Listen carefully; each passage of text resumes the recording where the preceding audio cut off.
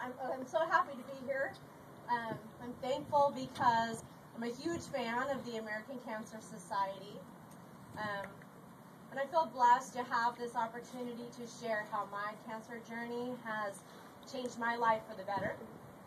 It also gives me an opportunity to thank you, all of you, for being part of this event. But most importantly, I'm just grateful to be alive. So who am I? My name is Catherine. I was born in Southern California, and I moved here to Calaveras County during my freshman year of high school. I am a graduate of Bret Harte High School. Woo! I was Miss Calaveras County in 1992, and after graduating from CSU Monterey Bay, I returned here to Calaveras County after my son was born in 2002. So number one, I am a mother. I have a 9-year-old son named Jonah, and that aspect alone has significantly shaped my struggle with cancer. Being a mother forces me to get up on days that I don't think I can. It requires me to summon energy when I'm overcome by fatigue. I cannot just give up or give in. In fact, quite the opposite is the case. There is a chance that our time together here on earth will be shorter than we both would like. So I feel a huge desire to fill each day with love and with memorable experiences. We're compelled to not waste a single moment of a single day. In addition, I've had to create ways to communicate my overwhelming medical problems to a child while being both honest and also protective. My son knows every aspect of this disease.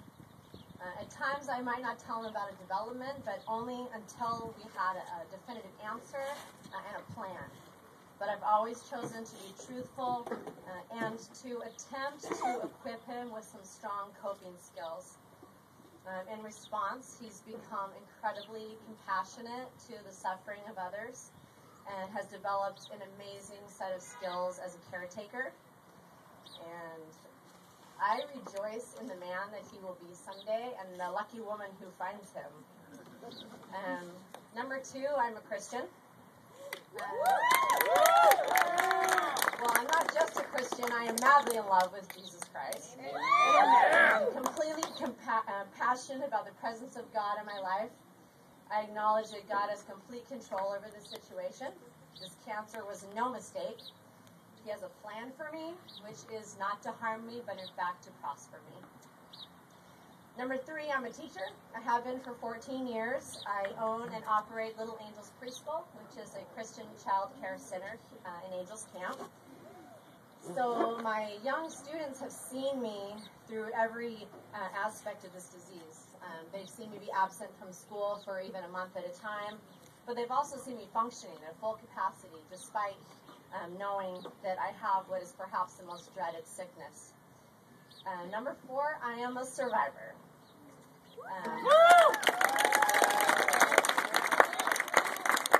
I was first diagnosed with melanoma, which is the deadliest form of skin cancer, 6 years ago. I had a mole on my back that was changing. It was excised along with 9 centimeters of skin and a dozen lymph nodes. And I remember coming to the relay that year for the first time and walking the survivor lap. And a nice lady asked me what kind of cancer I'd had. And I said skin cancer. And she said, well, I guess that counts.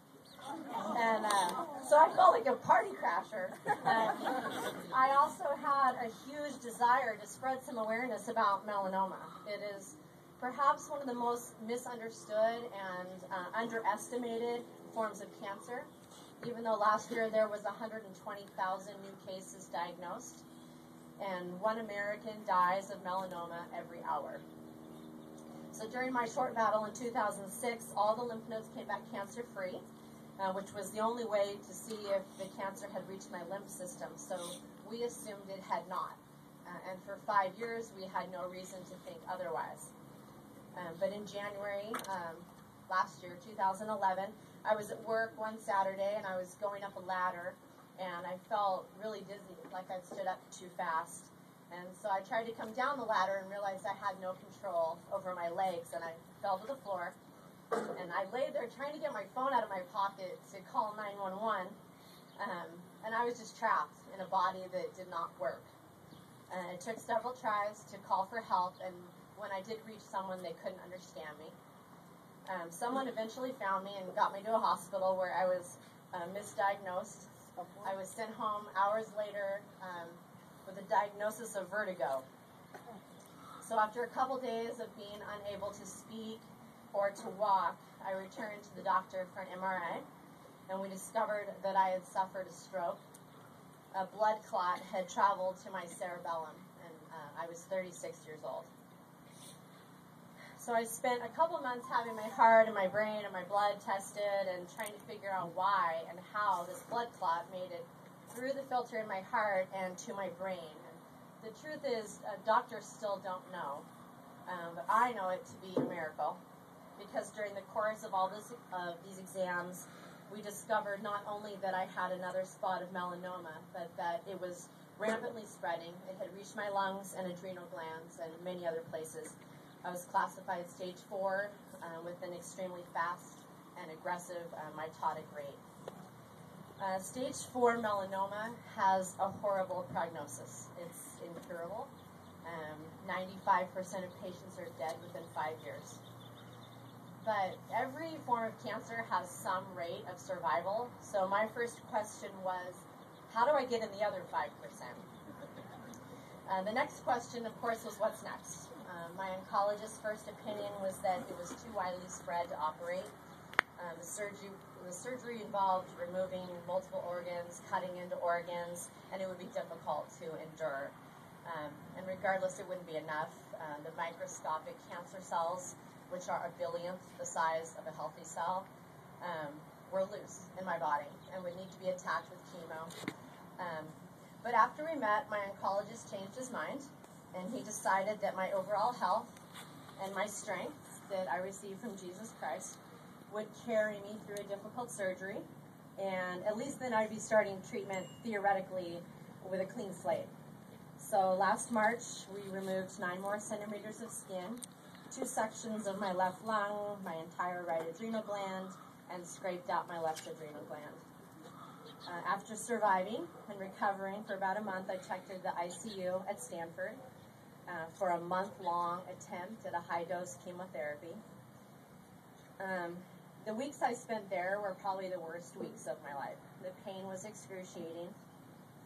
Perhaps being separated from my son was the worst because they wouldn't allow him to visit me. And to top it off, after waiting another month, it hadn't worked at all. The cancer was back in my lungs, spread throughout my chest cavity, and was all the way down to my legs. So now the waiting would really begin because I got to experience drug trials. There was a treatment that was supposedly nearing FDA approval that was having 70% response. And there were even newer trials that were combining that drug with one another that was having a 90% response. It took more than 3 months to get into a trial, all along getting no treatment at all. And on the day that I showed up to do all my final testing and to start the trial, we discovered the melanoma had spread to my brain, and they kicked me out of the trial before it had even begun. Luckily, the FDA did approve the treatment on its own, so although it was inferior to what I was hoping for, I started on it alone in September. It involves taking 4 toxic pills twice a day for as long as it will work.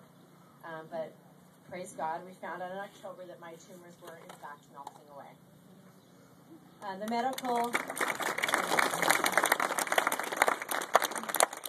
medical community tells me that patients will only get this response for a few months, and then your body figures it out. So what then? Essentially, there is nothing. We need more money for research, which leads me back to why I'm so grateful to be here this morning. First, huge fan of the American Cancer Society. Throughout my struggle, I've received gas cards and hotel discounts. I've been offered makeup clinics to adjust to the changing condition of my skin, counseling, free wigs, massage, yoga, writing classes, and much more.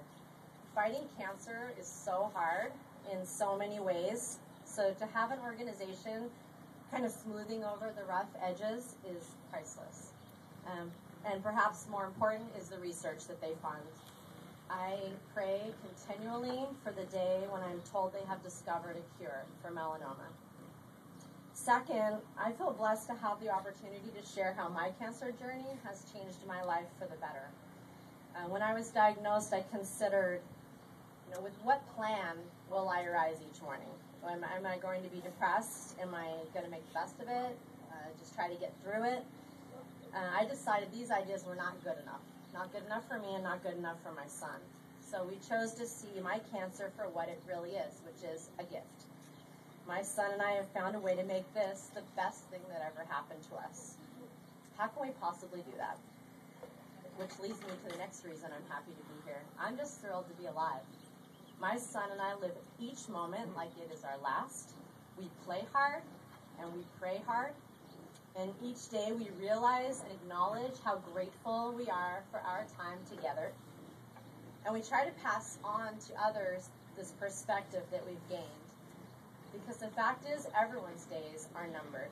And we need to live like we are aware of that fact. And most importantly, we make sure we give God all the glory for how He's working in our lives. So please allow me to thank each of you for your participation in this event.